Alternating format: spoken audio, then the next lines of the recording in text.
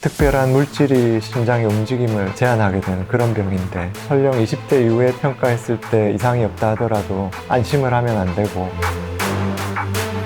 안녕하십니까, 양산부산대학교 병원 순환기내과 박용현입니다.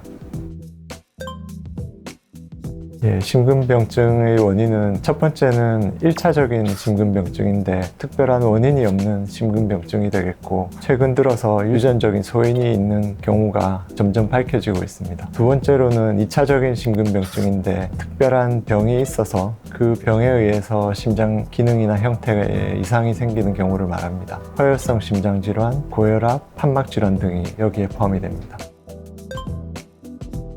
제일 흔한 게 숨이 찬 겁니다. 처음에는 많이 움직이면 숨이 차다가 나중에는 움직이지 않고 가만히 누워 있어도 숨이 찬 증상을 느끼게 됩니다. 가슴이 두근거린다거나 가슴에 통증을 느낀다거나 정신을 잃는다거나 하는 등등의 증상을 호소하게 됩니다.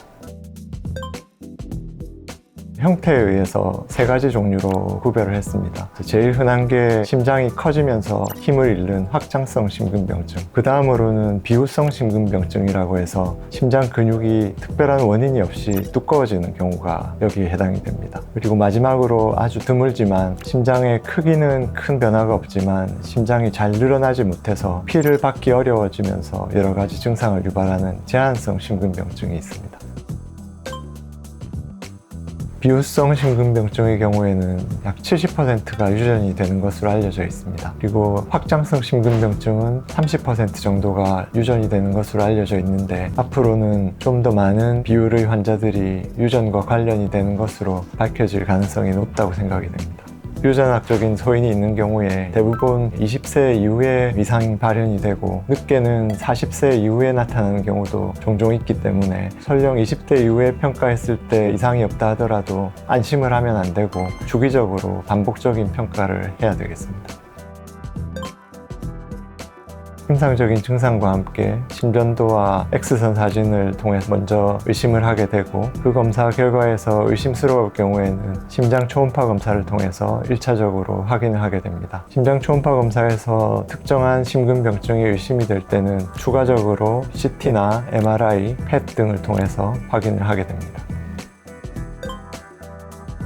기본적으로는 약물 치료가 되겠습니다. 확장성 심근병증이나 비후성 심근병증, 제한성 심근병증 모두 약물 치료에 어느 정도 반응을 하게 됩니다. 그래서 증상 호전을 위해서 약물 치료가 굉장히 중요하고, 비후성 심근병증의 경우에는 좌심실 유출로 폐쇄라는 특별한 현상이 종종 나타납니다. 그 경우에 그 부위를 시술 또는 수술을 통해서 제거를 하는 치료를 하게 됩니다. 그리고 비후성 심근증 환자 중에는 생명이 위험한 부정맥이 발생하는 경우가 있습니다. 그래서 부정맥이 발생했을 때 전기 충격을 줘서 생명을 구할 수 있는 삽입형 제세동기라는 장치를 삽입하게 됩니다. 그리고 모든 치료에도 반응이 없어서 증상이 너무 심한 환자의 경우에는 심장 이식 수술을 통해서 치료를 도모하기도 합니다.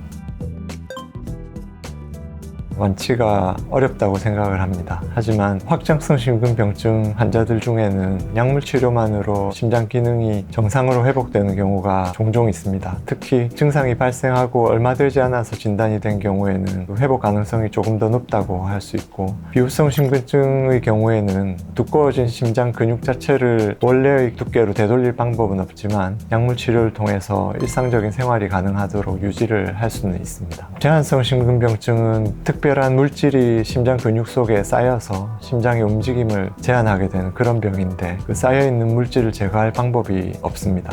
아주 특별한 경우에 파브리 병이라는 경우가 있는데, 우리 몸에 필요한 특정 효소가 부족해서 물질이 온몸에 쌓이게 되는데, 그 경우에는 그 효소를 보충을 하면 진행을 억제하는 효과는 있습니다. 그래서 병의 진행을 제한하는 치료 방법이 있는 경우도 있기는 있습니다. 너무 짠 음식을 피해야 되고, 한 번에 과량의 음식을 섭취하는 것도 지양을 하는 것이 좋겠습니다. 당연히 담배도 끊는 것이 좋고 술도 많이 마시는 것이 해롭습니다. 주 3회 정도 땀이 약간 날 정도의 운동량이면 적절하겠습니다.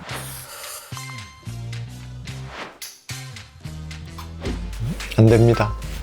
특별한 원인이 없이 발생한 심장 기능 이상이기 때문에 약물 치료를 지속적으로 유지를 해야만 호전된 상태를 계속 유지할 수 있습니다. 예, 됩니다. 특히나 심장 기능이 약한 분일수록 코로나19에 감염이 됐을 때 훨씬 더 사망률이 높아질 수 있기 때문에 심근병증이 있는 분일수록 백신을 꼭 맞으셔야 되고, 백신을 맞았을 때 발생할 수 있는 부작용의 확률은 심근병증이 있거나 없거나 동일합니다. 예, 가능합니다. 찬물로 샤워를 할 때 한 가지 조심해야 될 거는, 우리가 잘 알고 있는 것처럼 심장에서 먼 쪽으로부터 먼저 찬물을 적시고 심장 가까운 쪽으로 이제 옮겨와야 된다는 겁니다. 그 원칙은 심근병증이 있거나 없거나 다 마찬가지로 적용되는 원칙이라고 하겠습니다.